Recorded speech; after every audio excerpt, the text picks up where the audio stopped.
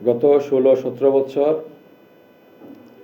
যে জন্য আমাদের নেত্রী, দেশনেত্রী বেগম খালেদা জিয়া সংগ্রাম করেছেন, সেটা ছিল মানুষের গণতন্ত্রের অধিকার, ভোটের অধিকারের জন্য।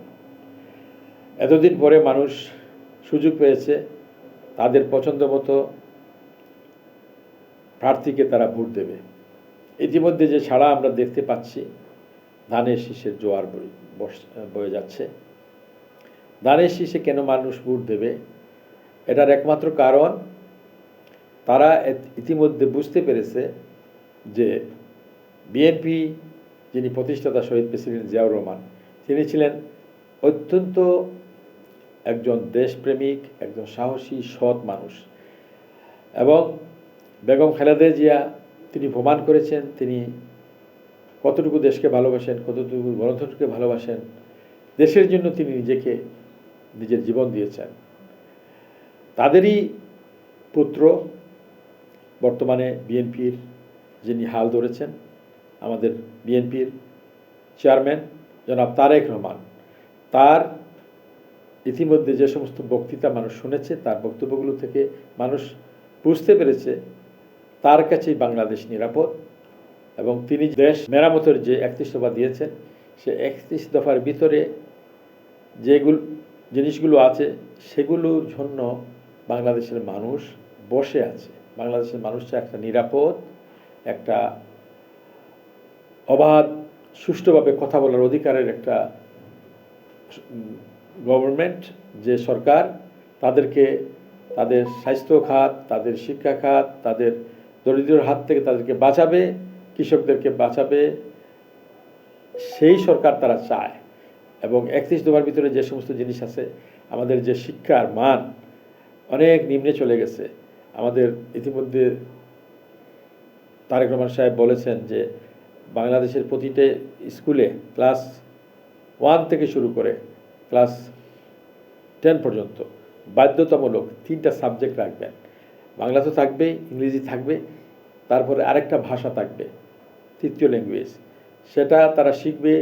সেই ভাষার মাধ্যমে তারা বিদেশে গেলে, যে কোনো দেশে গেলে, যেমন স্প্যানিশ, ফ্রান্স, আরবিক, এই সমস্ত দেশে গেলে তারা চাকরি পাবে।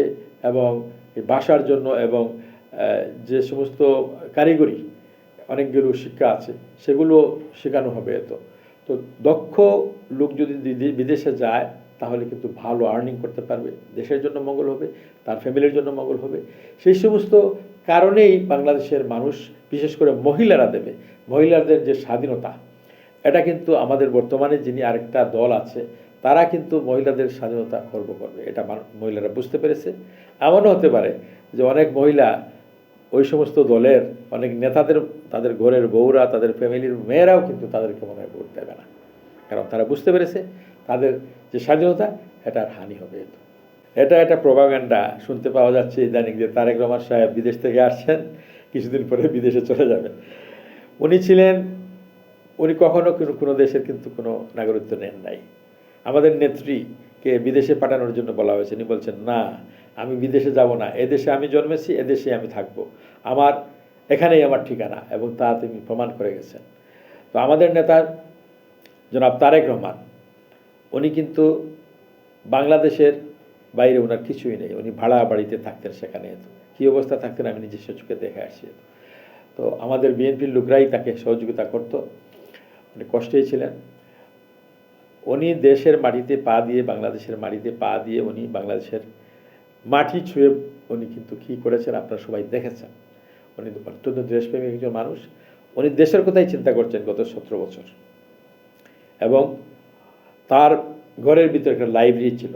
তিনি পৃথিবীর সব বড় বড় রাজনীতিক ব্যক্তিদের জীবনী, তাদের কর্মকাণ্ড, এগুলো পড়ে অনেক অভিজ্ঞতা অর্জন করেছেন। তার ঘর থেকে তিনি দেখেছেন তার বাবাকে রাষ্ট্র পরিচালক হিসাবে, রাষ্ট্রপতি হিসাবে তিনি দেখেছেন, তার মাকে বিরোধী দলের নেত্রী হিসাবে, তারপরে তিনি প্রধানমন্ত্রী হিসাবে 3-3বার, তারপরে আবার বিরোধী দলের নেত্রী হিসাবে দেখেছেন। তিনি নিজেও ছিলেন, জেল জুলুম অত্যাচার সহ্য করেছেন। এই সমস্ত অর্জন তার আছে। তো এগুলোকে কাজে লাগাবেন তিনি। তার কথাতে এখন আপনারা দেখতে পান, প্রমাণ পাবেন ইনশাআল্লাহ।